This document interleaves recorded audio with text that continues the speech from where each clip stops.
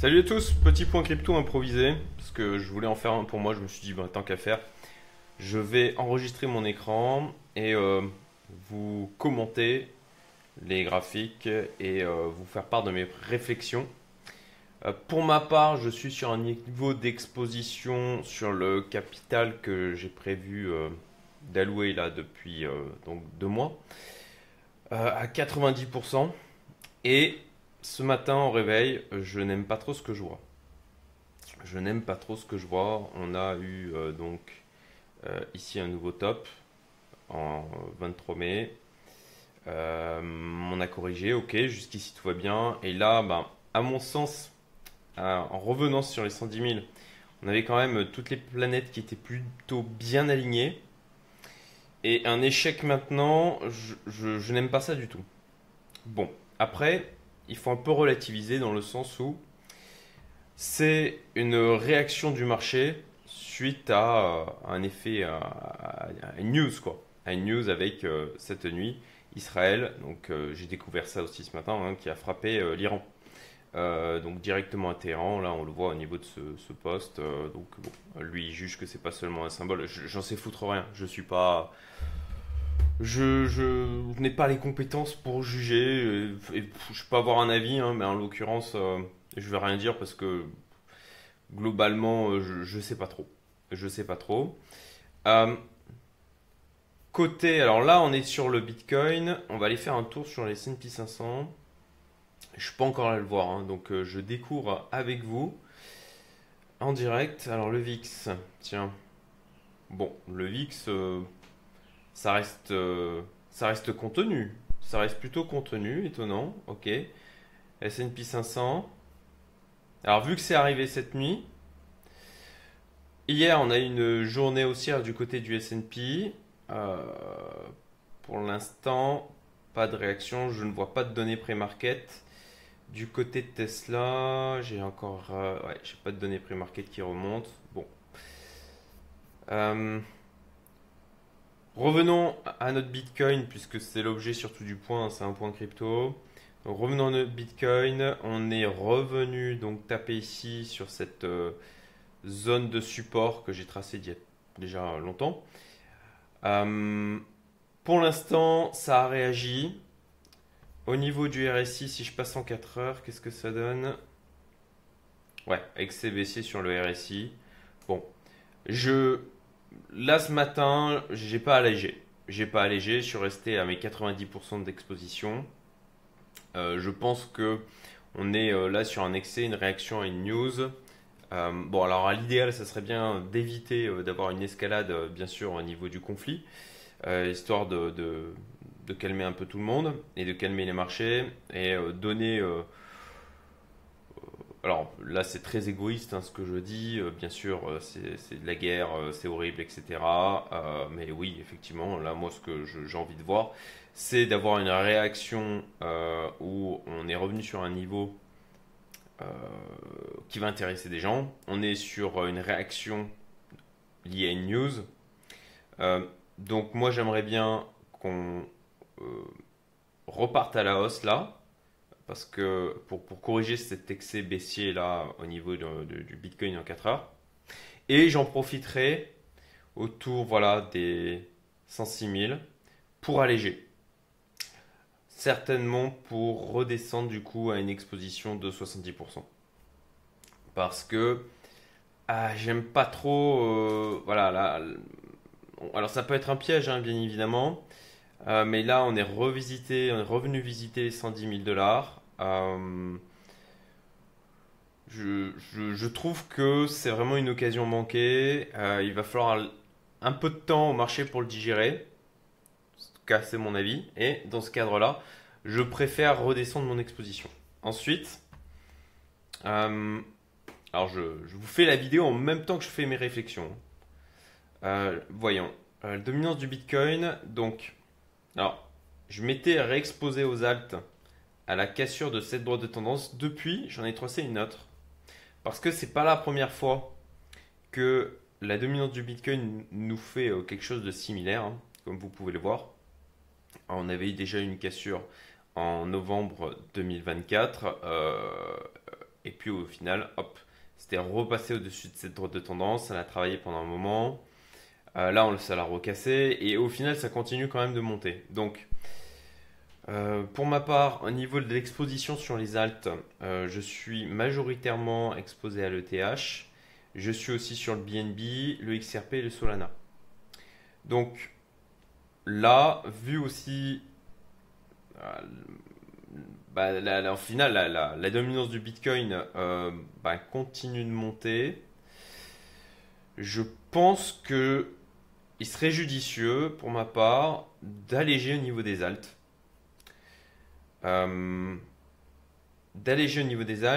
Et je trouvais que la configuration du Solana et du XRP était faiblarde.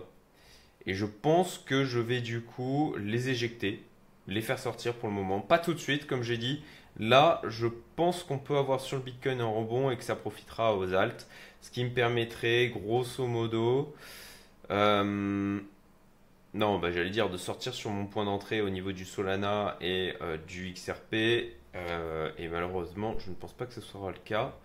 Voyons, côté XRP déjà. Alors, côté XRP, ok. On est sur une zone de support. On est venu la travailler 3 fois. 3 fois en l'espace de en l'espace de 15 jours quand même. Le RSI aussi est en excès. Alors là, je suis en 4 heures. Je vais passer en daily. Mais je trouve que bon, le XRP, bon, en même temps, il latéralise. Comme je vous l'ai dit, j'ai pas préparé la vidéo, hein, donc je regarde et en même temps que je réfléchis, je vous parle. En même temps, il latéralise. Au final, ouais, il se maintient pas trop mal. On va voir versus Bitcoin surtout. Versus Bitcoin. Versus Bitcoin, c'est moins folichon, hein. C'est moins folichon. Vous avez vu, je me suis mis une alerte ici. Je surveille cette zone de support là. Et on va voir un petit peu comment se finit la journée. Mais là, on est potentiellement en train de la casser. Au niveau de la diminution de mon exposition, ça me donne envie effectivement d'alléger le côté XRP. Si je vais voir le Solana,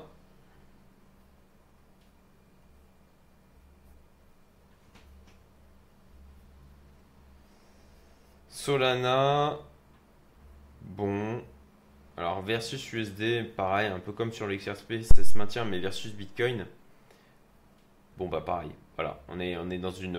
en fait c'est pire parce que on avait en fait ce range que j'avais tracé ici, on l'a cassé à la baisse, là j'avais tracé cette autre zone de support, on l'a déjà percé, on a réintégré. Là, on est en train. Franchement, le Solana, je trouve que c'est celui qui est le plus dégueulasse entre l'ETH, le BNB, le XRP et le Solana. Sur donc les 4 alts sur lesquels je suis positionné. Solana, ça me donne très envie de sortir là. Clairement, en regardant aussi la dominance du Bitcoin. Ça me donne envie de sortir sur le Solana, le XRP. Garder le TH qui, pour l'instant, garde une configuration que j'aime bien. Avec là, cette latéralisation que l'on a ici, ça travaille vraiment bien. Comme j'ai dit, je suis surpondéré en ETH au niveau des alts. Versus Bitcoin, c'est une configuration similaire. On travaille. Après, cette impulsion ici. Donc, j'aime bien ce que je vois ici. BNB de mémoire, je ne l'ai pas encore regardé aujourd'hui. BNB, bon. Alors, versus USD, moi, c'est donc cette zone de résistance que je surveille. Je repasse en 3D. Est-ce qu'on n'a pas une tête épaule, non. Non, pas vraiment, non. Bon. BNB, c'est mieux. C'est mieux. Je dirais qu'il latéralise là depuis. On est sur un range depuis mars 2024. Hein. C'est assez impressionnant. On est sur un range depuis maintenant plus d'un an. Euh, bon, là, je pensais que, enfin voilà, il avait clôturé au-dessus sur cette zone euh, sur cette zone de résistance. Et en fait, ça n'a pas tenu. Donc, BNB versus USDT ou USDC, c'est mieux qu'un XRP ou un Solana, je trouve. Mais c'est plus faiblard qu'un ETH versus Bitcoin. Versus Bitcoin, bon ben. Alors, c'est mieux que XRP et Solana, mais c'est pas extraordinaire non plus. C'est pas folichon non plus.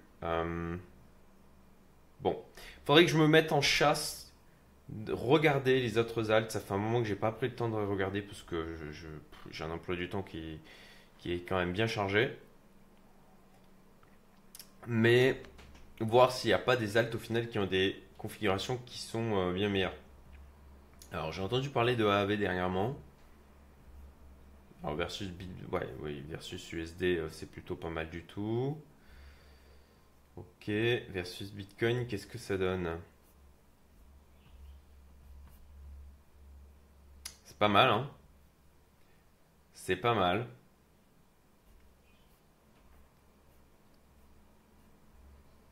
Hmm, bon, Le- là le truc quand même qui me chiffonne, c'est que on avait on avait donné une tendance haussière là et bah, en fait on a fait un nouveau plus bas ici par rapport à celui-là.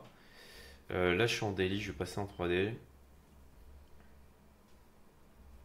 RSI, on commence à passer en zone de surachat. Euh, bon, là, rentrer maintenant, j'en sais rien. J'en sais rien. On est plutôt sur une zone de résistance pour moi. Bon, de toute manière, là, le plan, c'est de limiter l'exposition aux altes.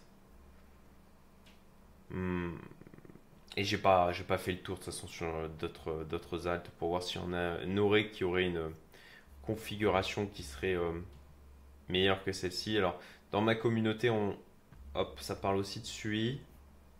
Bon, versus dollar, c'est plutôt pas mal. Versus Bitcoin. Zone de support. Ouais, c'est pas mal. C'est pas mal du tout.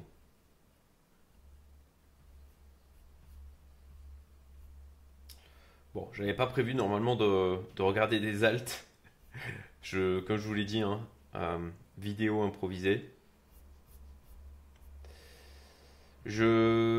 Ah, ben voilà, 104 770, ben, c'est ce que je disais ben, il y a quoi? Il y a 10 minutes. Euh, je vais mettre une alerte, d'ailleurs, au niveau des 106 000, parce que j'ai pas les nez sur les graphiques. Euh, et je veux pas me louper ma désexposition. Donc je vais mettre une alerte tout de suite. Voilà, à 106. Mais ça me semble là judicieux d'alléger l'exposition. Voilà, là maintenant, au moment où je fais cette vidéo, je suis sur une diminution de l'exposition de 75%. J'aviserai au moment où j'appuierai sur les boutons. Euh, Parce que en fait, je ne sais pas exactement à quel niveau d'exposition ça va me ramener en sortant complètement du Solana et du XRP. Peut-être aussi du BNB, peut-être juste garder le Bitcoin et le TH. Euh, bon, je pense que je ferai un petit message bah, bien sûr dans mes programmes privés hein, et payants, mais aussi je pense dans mon canal Telegram. Donc si jamais ça vous intéresse, vous avez le lien vers le canal Telegram qui est en description, c'est gratuit. Bon, voilà pour ce petit point crypto. Pour ma part, j'ai d'autres projets. Là, je suis sur l'achat d'un appartement à Abu Dhabi. Où bah là, j'ai mon ami Romain Armato qui habite là-bas. C'est lui qui m'a accompagné déjà pour mes achats en Lettonie. Donc, il chasse sur place pour moi. Il m'a fait une proposition cette semaine un truc à 300 000 dollars cash, enfin un peu plus même. Mais c'est un studio.